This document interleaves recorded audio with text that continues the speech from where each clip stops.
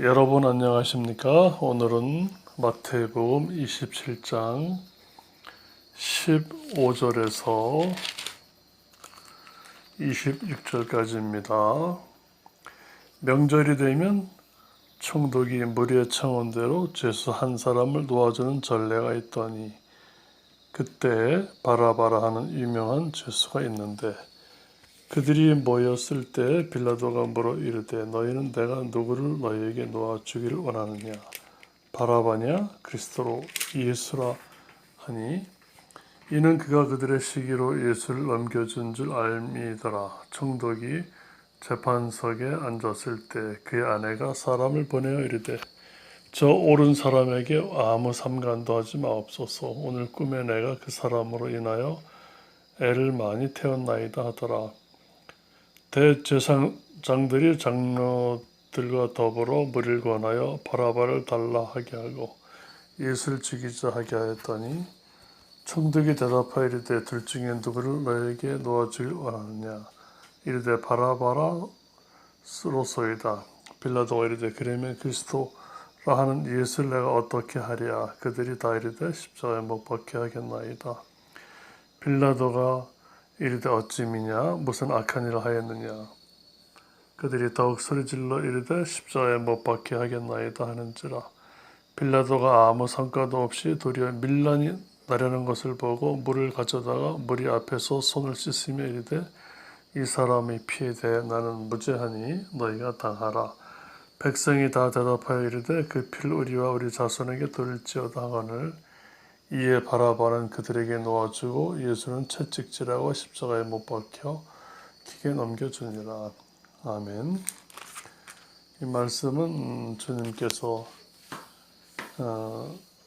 마지막 유월절 만찬하시고 겟세마네에서 간절히 기도하시고 또 이렇게 체포당하셔서 가야바 법정에 들어가시고 또 다시 이제 빌라도 또 총독 앞에서 이렇게 서는 상황까지 됩니다. 이럴 때 이제 명절이 되면은 죄수 한 사람을 놓아주는 전례가 있어서 이 빌라도 총독이 보기에는 저 예수님을 좀 놓아주는 쪽으로 이렇게 유도하는 것처럼 보입니다. 또 빌라도의 아내 또한 나타나서 예수님에게 아무 상관도 하지 마옵소서 이렇게 꿈을 꿨습니다. 라고도 얘기합니다. 또 대제사장들과 장로들은 또 이미 벌써 바라바를 달라 하게 하고 예수를 죽이자 하게 하여 이제 모든 이제 무리를 다 이제 충동과 설득을 시켜놓은 상태로 이제 보입니다. 그러면서 빌라도가 이르되 그러면 그리스도 예수라는 예수를 어떻게 하냐? 그러니까 못 박게 하겠나이다. 이렇게 아주 서슴없이 그냥 죽여야 됩니다. 이렇게 하는 것을 봅니다. 참 그 당시 하나님을 많이 안다고 하는 그 대제사장들과 장로들이 보는 눈이 결국은 하나님의 아들은 진리를 선포하시고 생명을 주시는 하나님의 아들은 죽여야만 되는 것이고 그 당시 또 어떠한 그 반란의 어떤 리더라고 할 수 있나요? 또 반역의 지도자라고 할 수 있나요? 이러한 또 바라바는 또 살리는 쪽으로 이렇게 또 의견을 모아서 백성들을 조종하여 주님을 이제 죽이는 방향으로 흘러갑니다. 요한복음에서도 보면 너희가 본다고 하니 너희 죄가 그냥 있느니라 하는 것처럼 대제사장들과 장로들이 얼마나 또 성경도만 읽었을 테고 또 하나님에 대해서 또 백성의 또 신앙적인 지도자로서 얼마나 큰 역할을 했겠습니까? 그런데도 결국은 인자의 살을 먹지 아니하고 인자의 피를 마시지 아니하면 너희 속에 생명이 없다고 하신 주님의 그 진리이신 주님과 진리를 선포하신 또 주님을 가차없이 이렇게 자기네 뜻과 어긋나지 아니하고 자기네 이익과 일치하지 아니하고 자기네 그 욕심에 방해가 되기 때문에 이렇게 가차없이 불의한 자를 석방케 하고 생명의 주를 죽이는 쪽으로 도모하는 것을 봅니다. 그러니까 물론 이제 빌라도는 벌써 이거 물어볼 성질도 아니고 자기에게 권한이 있었건만 계속 이 장로들과 대제사장들과 어떤 백성들에게 이미 벌써 끌려다니는 그러한 그 총독의 모습을 보니 참으로 하면서 참으로 어떻게 보면 이제 주님을 위하는 척하지만 결국은 자기의 권한을 다 쓰지 아니하고 포기하고 또 물을 가져다가 손을 씻으며 자기 하나 무지하다고 하고 이제 책임을 회피하는 그런 비겁한 모습을 봅니다. 우리가 이 말씀을 들으면서 뭐 많이들 보셨겠지만은 종교 지도자라고 하는 대제사장들과 장로들의 신앙적 수준이 참으로 생명과 진리이신 주님을 보는 눈은 전혀 없는 것을 봅니다.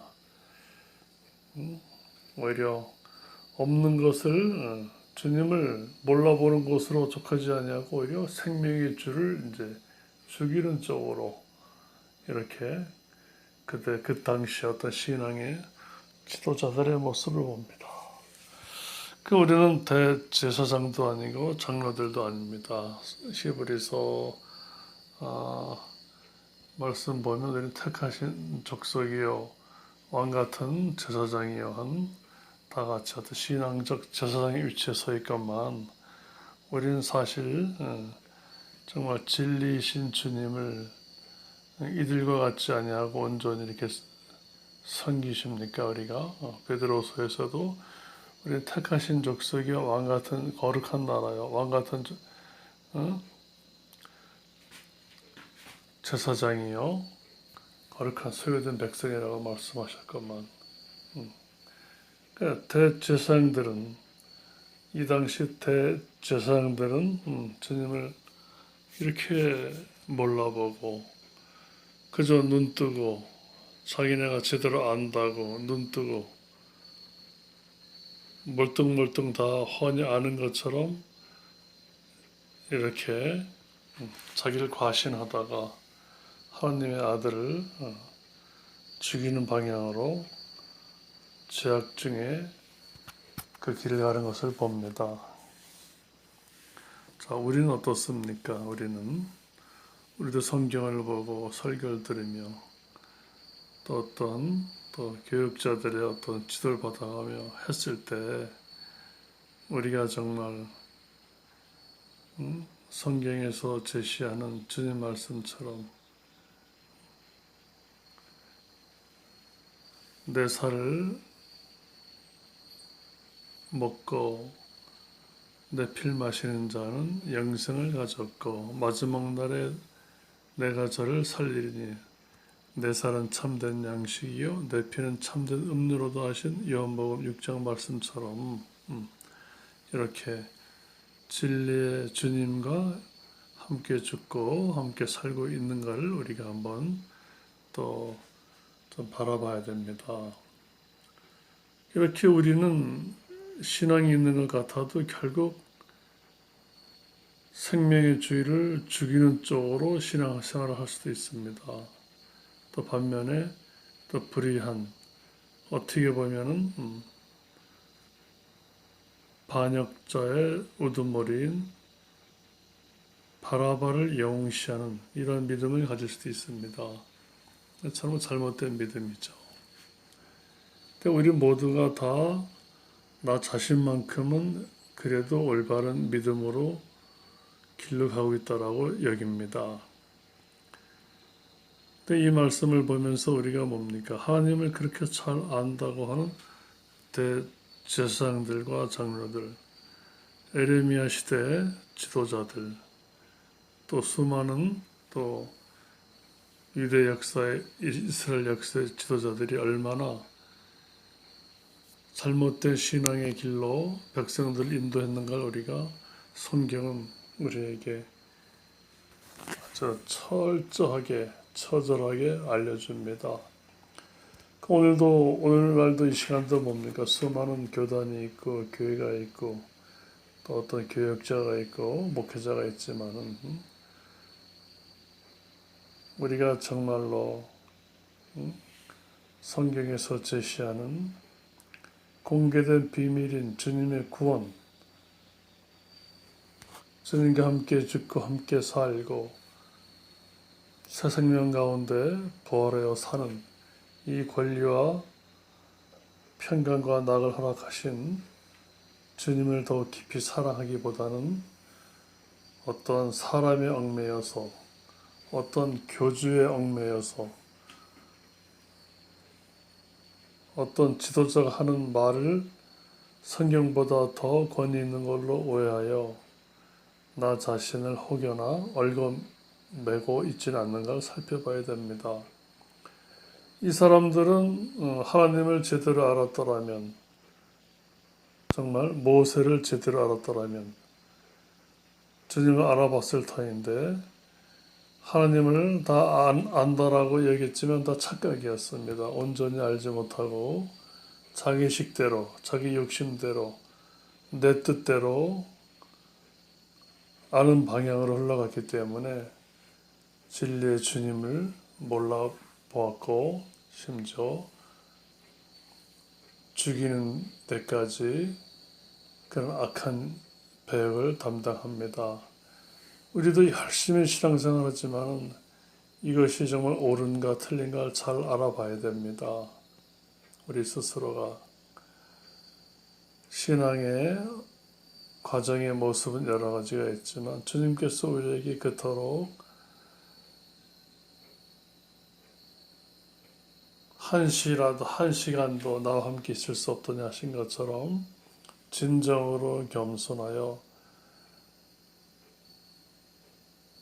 주님만 바라보고 응시하며 먹으나 마시나 자나 깨나 사나 죽으나 말에나 일에나 자나 깨나 아버지의 이름으로 영광으로 살려고 하셨건만 우리가 좋은 소리로만 우리가 듣고 지나치는 것이 아닌가 우리가 우리를 확인해 봐야 됩니다.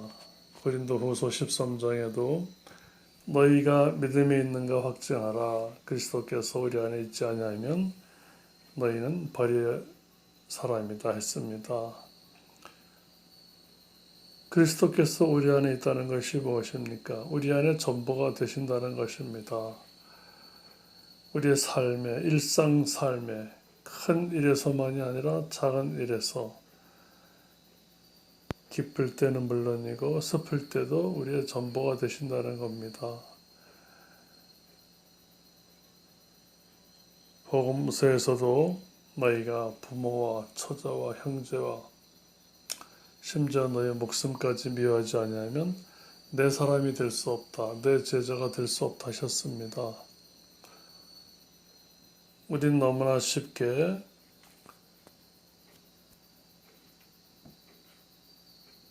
주님의 제자가 되는 걸로 착각을 할 수가 있습니다. 이렇게 하나님께서는 우리에게 거저 희생만 원하시는 것이 아니라 하나님의 사랑이 얼마나 깊이와 크기와 넓이와 규모가 큰 것을 알게 하시고 억만분의 1에 하나님의 그 사랑의 그 억만분의 1을 우리에게 그 억만의 사랑을 베풀으신 하나님께서 그 은혜의 빚을 우리가 어떤 것으로도 갚을 수 없음을 알게 하셔서 기꺼이 주님 앞으로 나오게 하셨습니다. 주님께서는 우리가 어떤 것으로서 이 세상의 모든 것을 동원해서라도 친구를 사귀려 하셨습니다. 우리에게 주어진 모든 것을 다 뒤로 하면서도 주님을 따른다는 것이 가장 아름답고 우리 삶의 영광이요 본분임을 알게 하셨습니다. 우리를 고통 속으로 몰아가고 우리를 고생시키려고 부모와 처자와 전토와 너 자신을 미워라 라고 하신 것이 아니라